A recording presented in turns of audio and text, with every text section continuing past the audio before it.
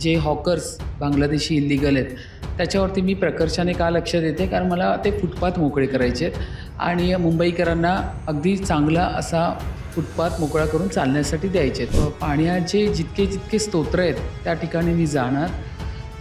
बऱ्यापैकी तसं मुंबई नगराचं या ठिकाणी पाण्याचं काम जे आहे त्या संबंधित अधिकाऱ्यांना मी बोलवून घेणार. मराठी शाळा बंद पडतात आहे हे मी डिनाय करत नाही आहे.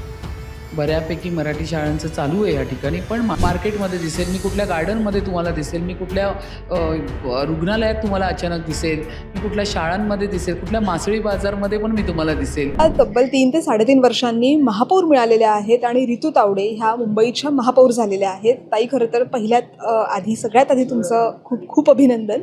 महापौरपदी तुम्ही विराजमान झालेले आहात. मुंबईचा प्रथम नागरिक म्हणून तुमच्याकडे मुंबईकर पाहतायत. मुंबईकरांसाठी महापौरांचं हे विजन काय असणार आहे? कोणत्या समस्यांवर त्या सोडवण्याकडे महापौर म्हणून तुमचं लक्ष असणार आहे? त्यासाठी तुम्ही प्रयत्नशील असाल. कालच मी महापौर पदाचा पदभार स्वीकारला आणि आज मी कामाला सुरुवात केलेली आहे.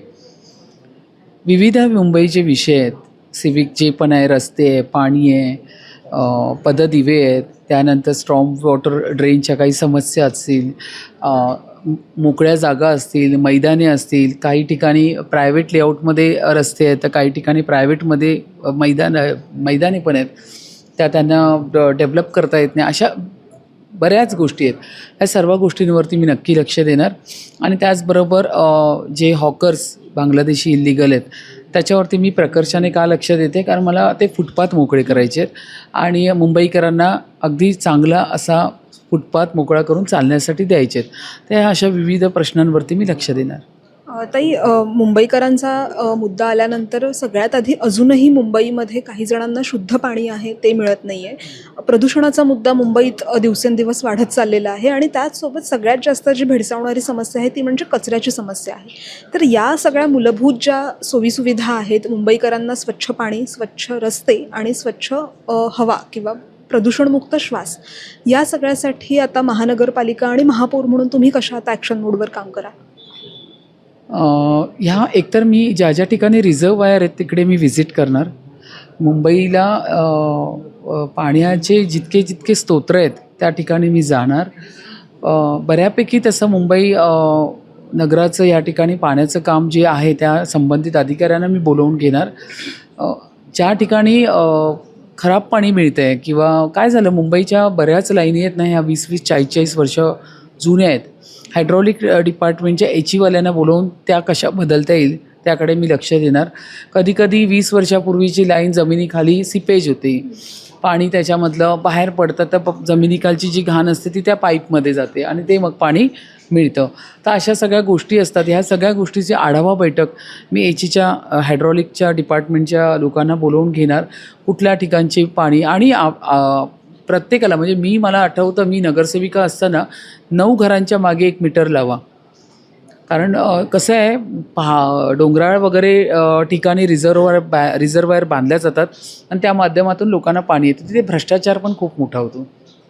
मग अशावेळी मी म्हटलं होतं की यांना रिझर्वायरच्या थ्रू करण्यापेक्षा डायरेक्ट ह्यांना BMCच्या कनेक्शनला जोडा. मग ते कसं, मग 9 घरांच्या मागे 1 मीटर ठेवा, प्रॉपर बिल येऊ दे, आपला रेव्हेन्यू पण वाढेल त्याच्यामध्ये. तर ह्या सगळ्या गोष्टींवरती आता मी माझी थांबली होती जी कामं ती मी आता सुरू करणार. ताई, खरं तर मुंबईमध्ये महानगरपालिकेच्या मराठी शाळांचा मुद्दा प्रामुख्याने चर्चेत येतो आहे. मराठी अभ्यास केंद्र, त्यामध्ये चिन्मयी सुमित, दीपक पवार हे सातत्याने आयुक्तांच्या भेटीगाठी करत आहेत. तर हा जो मराठी शाळांचा मुद्दा आहे तो आता सध्या प्रामुख्याने ऐरणीवर आलेला आपल्याला पाहायला मिळतो आहे. एकीकडे मराठी भाषेला अभिजात भाषेचा दर्जा मिळालेला आहे, मात्र कुठेतरी मुंबईत मराठी शाळांची संख्या मात्र कमी होती. मराठी शाळा बंद पडतात आहे हे मी डिनाय करत नाही आहे. बऱ्यापैकी मराठी शाळांचं चालू आहे या ठिकाणी, पण मला आठवते मी माझ्या कार्यकाळामध्ये CBSE, MPSC ह्या मुंबई पब्लिक स्कूल या सगळ्या शाळा आम्ही सुरू केल्या होत्या. कारण ठीक आहे, ही काळाची गरज आहे. मराठी आपली भाषा आहे, मराठी भाषा जिवंत राहिली पाहिजे. त्या सगळ्या अतोनात प्रयत्न आमच्या माध्यमातून आम्ही चालू आहे आणि ते होतच राहणार आणि ते आहेच. पण त्याबरोबर थोडासा पालकांचा कल पण बघितला पाहिजे की त्यांची आता अशी इच्छा असते की माझ्या मुलांना थोडं इंग्लिशही बोलता आलं पाहिजे. ही काळाची गरज आहे. त्यामुळे काळाची गरज लक्षात घेता मराठी शाळा ज्या बिल्डिंग्स बंद पडल्या त्यावर काय सुधारणा करता येईल, काय लोकांना त्याच्या, आता आमच्या बघा ना CBSE बोर्डमध्ये ॲडमिशन मिळत नाही. लोकांना इतकी लाईन लागली आहे. म्हणजे आता कमी सवलत दरामध्ये CBSE बोर्डाच्या पण आता शाळा जोरात चालू आहेत. तर असे सगळे चांगले प्रयत्न आम्ही करतो आहे. तर तीही बाजू लोकांना दिसली पाहिजे. आणि शिवाय आपण त्यांना वस्तू देतो आहे, माझ्या 21 वस्तू देतो, त्या 21 वस्तूमध्ये अजून काय वाढ करता येईल त्याचीही मी आता आढावा बैठक घेणार आहे. तर मान्य आहे आम्हाला की मराठी शाळा बंद पडतात आहे, पण त्या पुन्हा कशा सुरू झाल्या पाहिजे. तर आता आमचे शिक्षण समितीचे चेअरमॅन पण बसतील, त्यांना घेऊन काय विचार विनिमय करता आला तर या सगळ्या गोष्टीचा विचार करून पुढची पावलं या पद्धतीने केली जाणार. ताई, खरं तर आज तुमचा पहिलाच दिवस आहे कामकाजाचा. तुम्ही ह्या सगळ्या प्रक्रियेसाठी नवीन आहात. आजच तुम्ही कामकाजाला सुरुवात केलेली आहे. भविष्यात तुम्ही मुंबईकरांना कशा पद्धतीनं आश्वस्त कराल? मुंबईच्या प्रथम नागरिक म्हणून तुम्ही मुंबईकरांना कसं आश्वासित कराल? नाही, मुंबईची प्रथम नागरिक म्हणून मुंबईकरांचे माझ्याकडे पण फार अपेक्षा आहेत आणि ते पूर्ण करणे हे माझं कर्तव्य आहे. आणि या कर्तव्याची जाणीव आहे मला की या सगळ्या अपेक्षा मला पूर्ण करायच्या आहेत. त्यासाठी मी तुम्हाला म्हटलं की मी एक अशी महापौर असेल की मी खुर्चीवर बसून नाही, तर मला आवडेल की मी लोकांमध्ये जाऊन त्यांची सेवक म्हणून काम करू. जोपर्यंत मी लोकांमध्ये मिसळून त्यांच्याबरोबर उभी नाही राहत तर मला कळणार नाही त्यांच्या समस्या.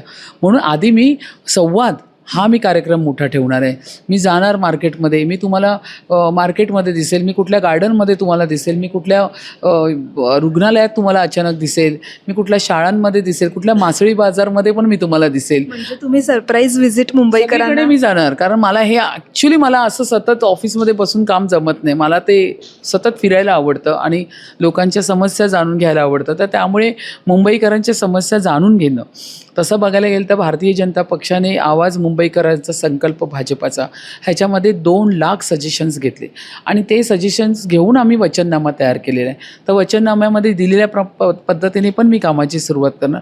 तर बऱ्यापैकी आम्ही या पद्धतीने चालणार. ताई, एक शेवटचा प्रश्न. असं म्हटलं जातं आहे की जेव्हा तुम्ही महापौर पदाची शपथ घेत होतात किंवा तुमचं नाव चर्चेत होतं असताना ह्या सगळ्या घडामोडी कुठेतरी दिल्लीतून वरिष्ठ पातळीवरून होत होत्या. तर नेमकं त्या दिल्लीतून होत होत्या की राज्य पातळीवरच या सगळ्याचा निर्णय झालेला होता? नाही, हा सगळा पक्षाचा विषय आहे, त्याबद्दल मी भाष्य करणं योग्य वाटणार नाही. आपल्यासोबत मुंबईच्या महापौर रितू तावडे होत्या आणि आता मुंबईकरांना रितू तावडे यांची जी सरप्राईज व्हिजिट आहे ती कोणत्याही रुग्णालयात, कोणत्याही एका पदपथावर किंवा मुंबईतल्या एका कोणत्याही मार्केटमध्ये दिसू शकते. त्यामुळे मुंबईकरांसाठी महापौर जे मुंबईचे प्रथम नागरिक म्हणून ओळखले जातात त्यांचं हे जे विजन आहे ते आगामी काळात आपल्याला पाहायला मिळेल. लोकमत मुंबईसाठी निधी पेडणेकरचा रिपोर्ट.